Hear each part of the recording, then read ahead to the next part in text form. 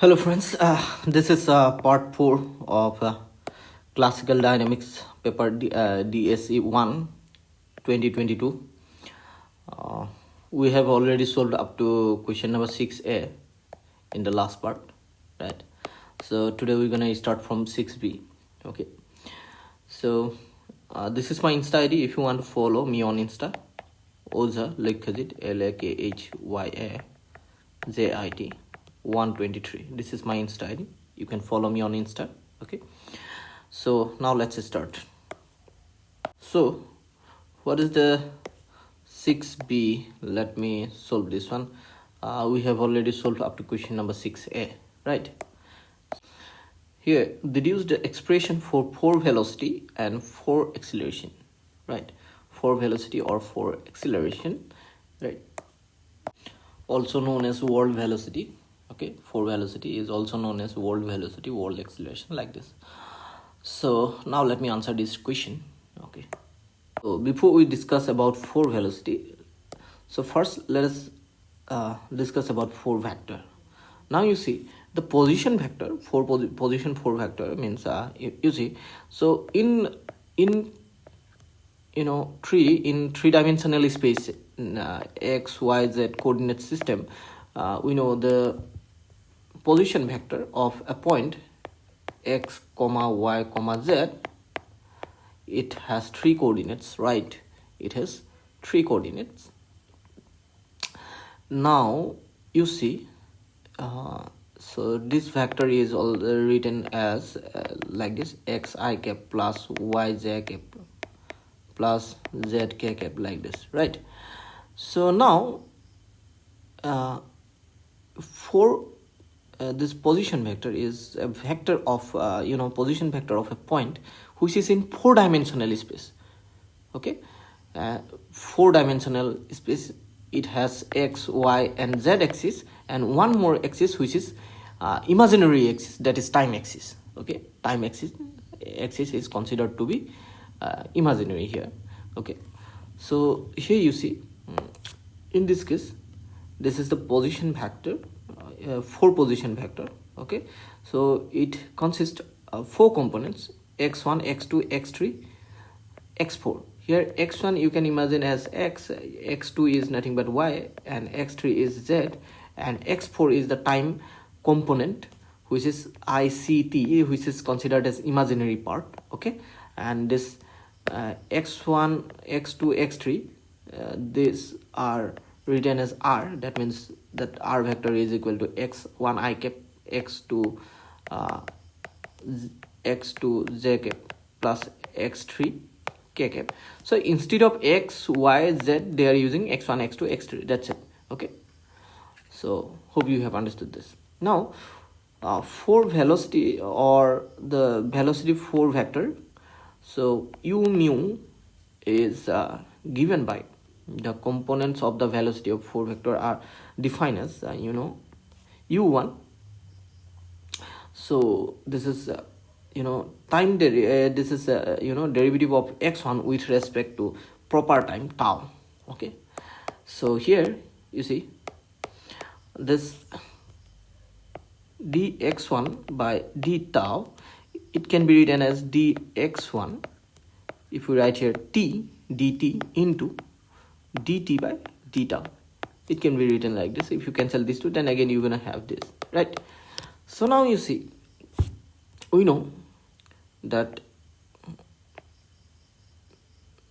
so t del t is equal to del tau by root over 1 minus v square by c square. So in that case we can write dt is also equal to d tau by this. Okay, so that's why dt by d tau we can write 1 by 1 minus root over 1 minus v square by c square. That's what we have done here. So here you can see that this dxt, that should be d1 x1 actually. So here it is written x, this is y, and this is z here. Okay, so this part is replaced by this one, okay, using this result. So now you see, and dx by dt is nothing but ux, right? Dx by dt is nothing but ux. Similarly, u2, u3 are obtained, and u4, this here you see x4 is nothing but, this is the imaginary time component ict, where c is obviously the speed of light, right? So we have obtained all the 4 components, and here it is mentioned dt by d tau is equal to this one, right? Now you see, that means instead of v here we are using u, okay, that's it. So instead of v we are using u, okay. So hope you have understood this. Now you see, so we have all the 4 components u1, u2, u3 and u4. So these are the 4 components of mu u, that means the 4 velocity, okay. Combining this, we can write this result as this way. This is u mu is equal to u1, u2, u3, u4, okay. So u1 is equal to this one, u2 is equal to this one, u3 is equal to this one, u4 is equal to this one, right? So hope you have understood this. So, and this 3 can be written as u by this one. So where u, this u vector is equal to ux I cap, right? Ux by root over 1 minus u square by c square I cap plus uy by root over 1 minus u square by c square j cap plus uz by root over 1 minus u square by c square k cap, like this. So you can imagine that way, right? Or you can say this vector is nothing but it composed of 3 components. These are the 3 components: ux by root over 1 minus u square by c square, and uy by root over 1 minus u square by c square, and uz by root over 1 minus u square by c square. You can consider that way, right? So hope you have understood. That's how we can express this. And this is the time component, imaginary component here, okay. So hope you have understood this. So this is the expression for velocity. So similarly, we can obtain for acceleration. This is mu. So it has 4 components. A1 is proper time derivative of u1.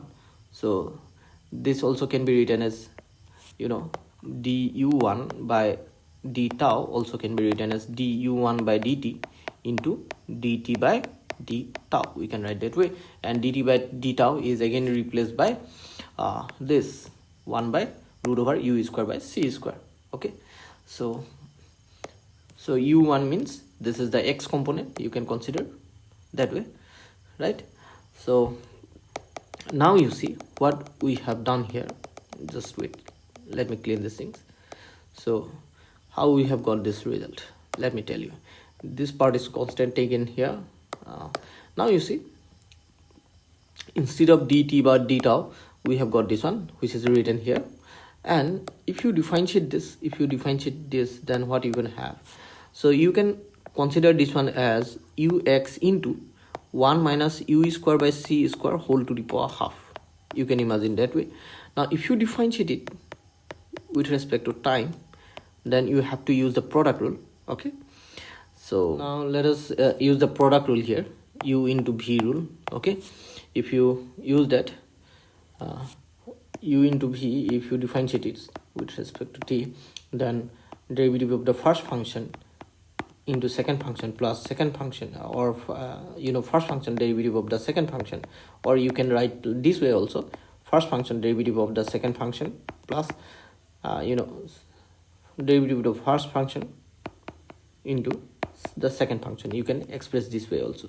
So if we use this, let me clean these things. Just if we use this rule here, then what we can have now, derivative of this ddt of ux, it can be written as ux dot, right? So derivative of the first function, it gets it gives derivative of ux dot, derivative of ux with respect to time, and the second function is 1 minus u square by c square whole to the power minus half. So we can write this way, root over 1 minus u square by c square, right? Then plus now first function derivative of the second function, if you differentiate it, then what you're going to have. So if you use this rule, ddx of x to the power n, then what we're going to get, minus 1 by 2 minus half into 1 minus u square by c square minus half minus 1, that's going to be minus 3 by 2, that's going to be minus 3 by 2. Then if you differentiate the term within the bracket, because it is function of function, then derivative of 1 is 0 and there is a minus sign, so there should be a minus, and differentiate u square by c square. So u square, if you differentiate u square, c square is constant, twice u, then as you are differentiating with respect to t, then again there should be a du by dt. So let me adjust a little bit. Okay, there should be du by dt, so which can be written as u dot divided by c square. That's what we're gonna have, right? So now here you can see this 2 and this one cancel, and this minus minus plus, right? On multiplication it becomes plus. So as a result we have got ux dot by root over 1 minus u square by c square plus ux by, this can be written here, c square is also there, c square into 1 minus u square by c square whole to the power 3 by 2. As you have written below, this power becomes positive, right? So then you have u into u dot. Okay, similarly you can obtain a2, there should be a dot a2, similarly you can obtain a3. Okay, so here you see in this case what you can write is, and similarly you can also obtain a4 also, fourth component. Okay, so u4 is the time component, this one, right? So now you see, if you take this part and this part, and also here you see, not this one, sorry, these three parts, combining these three, what you're gonna have, you're gonna have this a by 1 minus u square by c square, right? Because you see, if you multiply this, this root is multiplied to this one.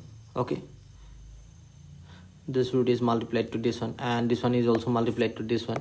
Okay, then we have got this result, right? Similarly we have got a2 is equal to this one, then a3 is equal to this one, right? Now you see, adding these three components, it gives what? This result. Okay, right? Now if you see the second part of this expression, this one, adding this one and this one, so what you're gonna have, so you're gonna have this result. Let me show you here. Just wait. In this case, here u into u dot, you can see this is ux dot uy dot, addition of all the three components, right? If you add all these three components, then you get u dot into u dot, right? So u dot is nothing but your a. Okay, and this addition, you're gonna have this result, right? You're gonna get this result if you add these three terms, this one, and this one, right? Then you're gonna get this result, this one. Okay, so and then time component is this one. From the time component we have got this one. So this is the expression for velocity, right? For velocity. So hope you have understood this, right? Okay, here A means u dot. This is ux dot I cap, uy z cap, uy dot z cap, and uz dot k cap, right? So, and let me tell you how we have got this one. How we have got this one. Okay, if you differentiate it with respect to time t, then you're gonna have 2u then du by dt, right? Which is nothing but u dot. Okay, and similarly, if you differentiate this with respect to time t, then you're gonna have this result. Similarly, from here you're gonna have this result. From here you're gonna have this result, right? So hope you have understood this, right? So that's how that's why if you add these three components, if you see this part, second part of this addition, we have already added these three parts. Okay, so which gives this one, right? Now if you add these three parts, you can see if you add these three parts, second parts of this a1, a2, a3, then you will get this one, and this is nothing but again this u vector, right? U vector. So that's why we have got, so it is written in bold means u vector. Okay, remember that. So and this is u dot, this is nothing but a vector. Okay, this is nothing but a vector acceleration. That's why, that's how we have got this third term. And so, and this is the time component. Okay, so this is obtained from u4. Okay, so here it is the f4 component. Okay, so hope you have understood this. So this is the expression for acceleration. So now let me clean this, and so this is the first phase, and let me clean this thing so that you can take the screenshot. Okay, so take the screenshot of acceleration 4 vector, this one first, and then this one. Okay, and if you have not taken the screenshot for velocity, let me give you. This is the first page, take the screenshot, and this is the second page. Okay, so now it comes for acceleration, and this is the last part of the for acceleration. So now let's move on to the next question. Our next question is, a rocket ship is 100 meter, this one, long on the ground. When it is in flight, its length becomes 99 meter to an observer on the ground. What is the speed? Okay, so this is the question, right? Its original length is 100 meter. Okay, so when it is in flight, and then its length becomes 99 meter for an observer, to an observer on the earth, which is on the earth. This observer which is on the earth, for him this flying rocket is now 99 meter. So it is a case of length contraction, right? So we need to find the speed. So let me show you the solution. Okay, so answer to question number 6c, this one 6c. Okay, so here the original length is 100 meter, and its length becomes 99 meter to an observer on earth, right? So we know this formula, that L is equal to L naught into root over 1 minus v square by c square. That's what we know. And if you use this value here, let's put the value of this given quantity. L is 99, L naught is 100, root over 1 minus v square by c square. And then what we're gonna get, dividing both sides by 100, then you're gonna get 0.99 root over 1 minus v square by c square. And squaring both sides, we're gonna have 0.9801, and on the other side 1 minus v square by c square, and bring this v square by c square to this side, so it becomes positive v square by c square, and 1 minus 0.9801.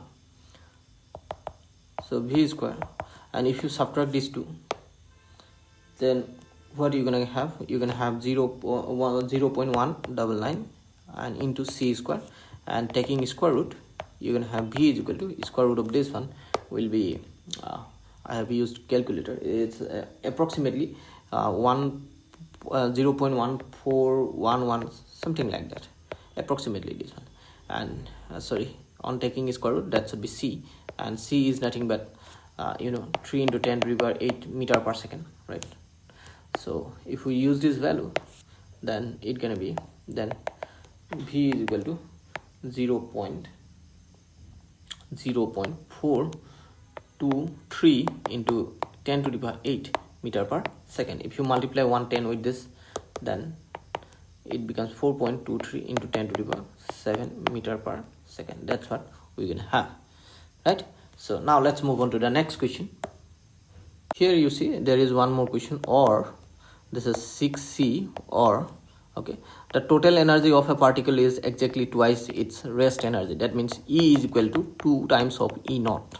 Okay, so and E is given by, we know this relation, hope you know this, E is given by m naught c square by root over 1 minus v square by c square, right? M naught c square is nothing but E naught.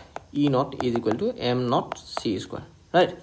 So here we have this relation. Now let me show you the solution.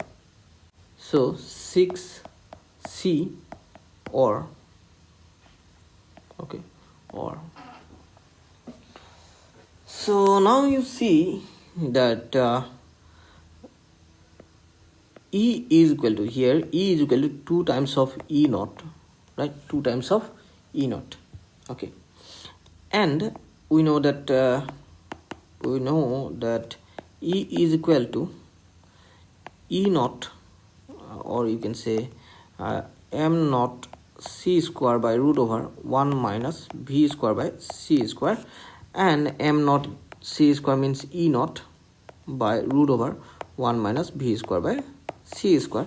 And if you use this value here, then it becomes 2 E naught is equal to E naught by root over 1 minus v square by c square, right?